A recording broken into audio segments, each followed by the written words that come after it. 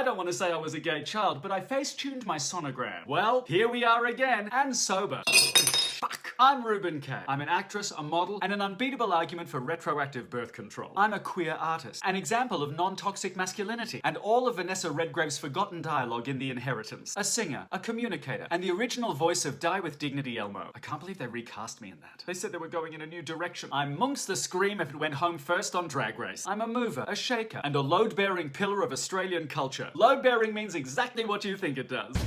My therapist and I are in the world's longest game of Pass the Parcel, but it's my trauma we're unwrapping. Well, 2020 is moving on with all the assuredness of a white male comic who needs to get something off his chest. 2020 is wanting sliding doors Gwyneth Paltrow, but getting goop Gwyneth Paltrow. 2020 is like being fucked by Ben Shapiro. There's a lot of crying. It's uncomfortable. And someone keeps yelling Ben Shapiro in my ear. Ben Shapiro! Look at that nice curl. 2020 is so rough the Conservatives have had to reclassify suicide as emigration for better optics. So join me, Reuben Kaye, the man my high school voted most likely to be mistaken for a bucket, as we take a look at the world. Here we fucking go. How's this week been?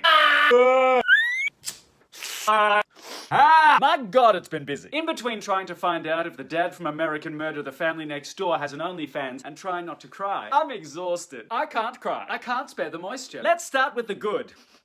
New Zealand Prime Minister Jacinda Ardern was re-elected in a landslide victory. New Zealand is a beautiful, progressive country. They also have little to no Murdoch media.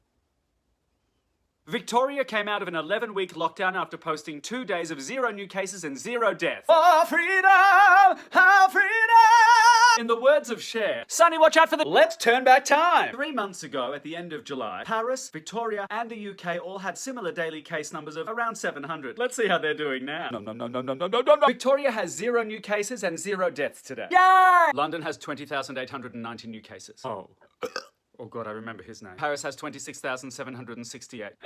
And that's not total cases. That's per day. In case you're playing at home, that's bad. But lockdowns don't work. Lockdowns hurt the economy. There's no economy if there's no people, you greedy, unfeeling, arrogant funnel of skin flaps. Good on you, Victoria. By the way, the Victorian government used the press conference announcing the good news to distract the people while they chopped down a 350-year-old directions tree sacred to the Djab-Wurrung First Nations people of Victoria just to build a road.